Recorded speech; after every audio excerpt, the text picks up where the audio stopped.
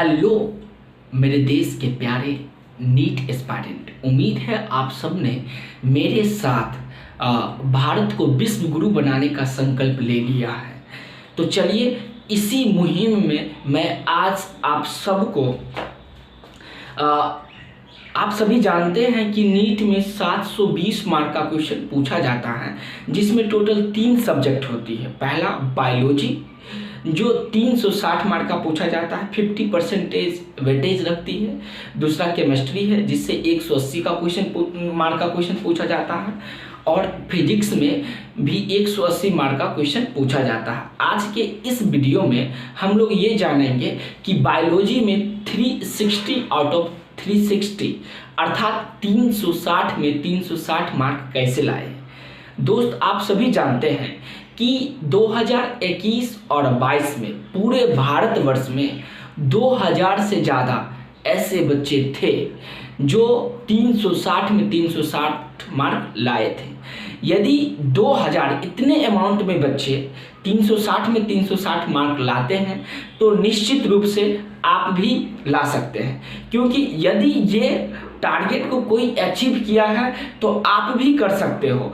But आपका उस तरह से स्ट्रेटजी होना चाहिए कि आप किस तरह से पढ़ोगे, क्योंकि देखिए एनसीईआरटी है, सिलेबस फिक्स है, लाखों बच्चे पढ़ते हैं, बट 2000 बच्चों को क्यों 360 में 360 मार्क आया था वही हम लोग जानेंगे।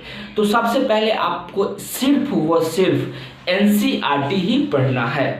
एनसीईआरटी जब आप रीडिंग कीजिएगा तो एनसीईआरटी का हर एक लाइन आपको समझना है और ऐसे पढ़ना है कि समझिए हर एक लाइन से क्वेश्चन बनेगी, या एक लाइन पढ़िए और उससे किस तरह का क्वेश्चन बन सकता है उस क्वेश्चन को खुद विजुअलाइज कीजिए। तो पहला पॉइंट हो गया, एनसीईआरटी के प्रत्येक लाइन को पढ़ना है और साथ ही साथ समझना है। दूसरी बात है, प्रत्येक लाइन से आप क्वेश्चन बनाओ, क्योंकि किसी भी लाइन से क्वेश्चन बन सकती है। तीसरी बात है, प्रीवियस ईयर, जी हाँ, प्रीवियस ईयर कम से कम 20 से लेकर के 25 साल का प्रीवियस ईयर आप बना लीजिए। वैसे तो 2013 से लेकर 22 तक का ही सफिशिएंट है, बट यदि कभी, वैसे तो पिछले 2 साल से आउट ऑफ सिलेबस नहीं पूछा जा रहा। आउट ऑफ सिलेबस का मतलब होता है पुराना एनसीईआरटी। आउट ऑफ सिलेबस का मतलब ये नहीं कि कहीं और से क्वेश्चन आ जाए। तो पुराना एनसीईआरटी इट मीन्स आप 2013 से लेकर के और पहले का जो प्रीवियस ईयर है उसे अगर बना लेते हैं तो 100% 360 में से 360 मार्क लाइएगा। अब क्या है कि सबसे बड़ा प्रॉब्लम होता है एनसीईआरटी का जो एग्जाम्पल होता है वो एग्जाम्पल जल्दी याद नहीं होता है। तो दोस्त, यदि आपको याद नहीं होता है तो ये समझिए कि भारतवर्ष में जितने भी बच्चे हैं किसी को आसानी से याद नहीं होता। तो उसके लिए आप क्या कीजिए, लिख कर उस एग्जाम्पल को याद कीजिए, फिर उसके बाद उसका रिपीट कीजिए। 1 सप्ताह में रिपीट कीजिए, फिर दूसरा सप्ताह रिपीट कीजिए।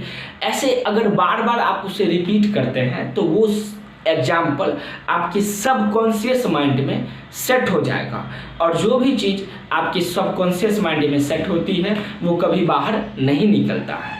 फॉर एग्जाम्पल, आपका कोई पुराना दोस्त जो बचपन में आपके साथ 7वीं 8वीं तक पढ़ा है और पिछले 2-3 साल से आप उसे नहीं देखे हैं, तो आज से 2-3 साल बाद यदि वो अचानक कहीं मिले तो आप निश्चित रूप से उसे पहचान जाओगे। क्यों?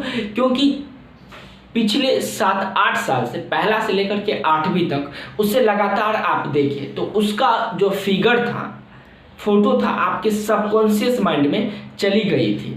ठीक वैसे ही किसी भी चीज़ को याद करने के लिए आपको उसे बार बार रिपीट करना पड़ेगा, बार बार देखना पड़ेगा। तो एक ऐसा समय आएगा जब ये शब्द आपके सबकॉन्शियस माइंड में चला जाएगा।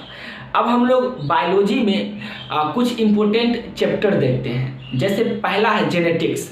जेनेटिक्स में 3 चैप्टर है, तीनों से सवाल 100% सबसे ज़्यादा वेटेज यही रखती है। दूसरा आ जाइए human physiology. Human physiology 11th का लास्ट का यूनिट है, उसे पढ़िए। तीसरा यूनिट है बायोटेक्नोलॉजी। बायोटेक्नोलॉजी से भी बहुत ही ज़्यादा सवाल पूछता है, ये 12th का चैप्टर है। फिर वैसे तो प्रत्येक चैप्टर इम्पोर्टेंट है, लेकिन ये जो 3-4 यूनिट बता रहे हैं उससे 50% से ज़्यादा क्वेश्चन एराइज किया जाता है। तो सबसे पहले इस चैप्टर का आप प्रिपरेशन कीजिए। उसके बाद इकोलॉजी आप पढ़ लीजिएगा। इकोलॉजी से भी अच्छा खासा वेटेज है, अच्छा खासा सवाल पूछा जाएगा। फिर है आप 11th में आके cell is the unit of life, biomolecules and cell cycle and cell division. इसे तो निश्चित रूप से आप पढ़िएगा क्योंकि इससे भी काफ़ी अच्छा खासा सवाल पूछा जा रहा है। और शुरू का चैप्टर जैसे आप प्लांट किंगडम ले लीजिए, एनिमल किंगडम ले लीजिए, बायोलॉजी क्लासिफिकेशन ऑफ एलिमेंट ले लीजिए, बायोलॉजिकल क्लासिफिकेशन ऑफ एलिमेंट्स।